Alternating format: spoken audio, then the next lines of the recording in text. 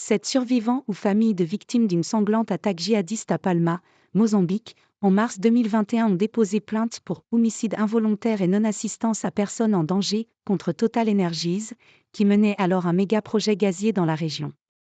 Le groupe pétrolier français, qui s'appelait encore Total à l'époque, est accusé d'une série de négligences et de ne pas avoir assuré la sécurité de ses sous-traitants, a expliqué à l'AFP Maître Henri Tullier, avocat des plaignants. Ces derniers sont 3 survivants et 4 ayants droit de 2 victimes. Ils sont de nationalité sud-africaine et britannique. Total Energies rejette de son côté toute responsabilité et affirme avoir tout mis en œuvre pour permettre de porter secours au personnel présent sur le site.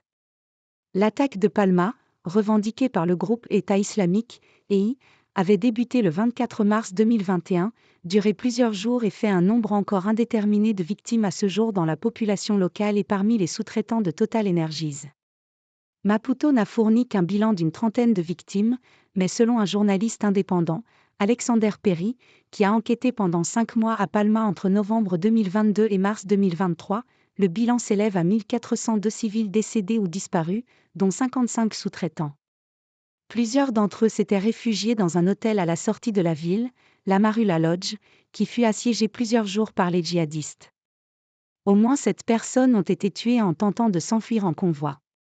Total menait alors un méga-projet, Mozambique LNG, pour exploiter un énorme gisement de gaz naturel, et était implanté dans la péninsule d'Afingi, à une dizaine de kilomètres du centre de Palma. L'attaque a entraîné la suspension de ce projet représentant un investissement total de 20 milliards de dollars. Le PDG du groupe, Patrick Pouyanné, a récemment indiqué qu'il espérait le relancer avant la fin de l'année.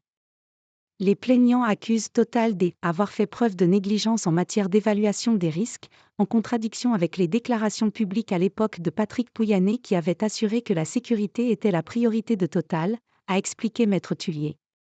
Le danger était connu. La plainte s'appuie notamment sur 2 rapports de sociétés de consulting en matière de risque, faits a posteriori, et qui ont mis en lumière l'absence de mesures de prévention. Le danger était pourtant connu. Plusieurs villages avaient été attaqués avant l'attaque de Palma, et la menace djihadiste était réelle, souligne Maître Tullier. En 2019, une entreprise concurrente de Total Energies, ExxonMobil, avait d'ailleurs renoncé à investir dans le projet et rapatrié son personnel.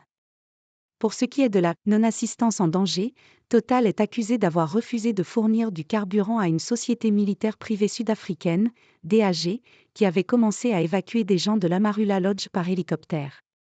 Elle a dû stopper les évacuations faute de carburant, indique Maître Tullier.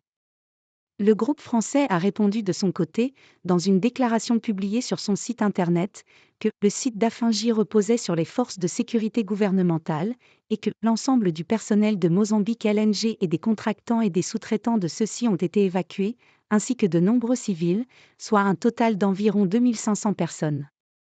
Total Energies assure également avoir fourni aux autorités du carburant pour les opérations d'évacuation et de sauvetage mais dit avoir exclu tout soutien à la société DAG, alors accusée d'exactions contre la population civile. L'attaque minutieusement préparée sur Palma, ville portuaire de 75 000 habitants, a marqué une intensification majeure dans une guérilla lancée en 2017 par des groupes djihadistes, connus localement sous le nom d'Al-Shabaab. Les combats ont fait depuis plusieurs milliers de morts et des centaines de milliers de déplacés dans cette province de Cabo Delgado, pauvre mais riche en gaz naturel. Depuis juillet 2021, des milliers de soldats du Rwanda et de la Communauté de développement d'Afrique australe, SADC, ont été déployés pour soutenir l'armée mozambicaine et ont depuis aidé à reprendre le contrôle d'une grande partie de Cabo Delgado. Il s'agit de la 2e plainte au pénal visant le géant pétrolier français en quelques jours.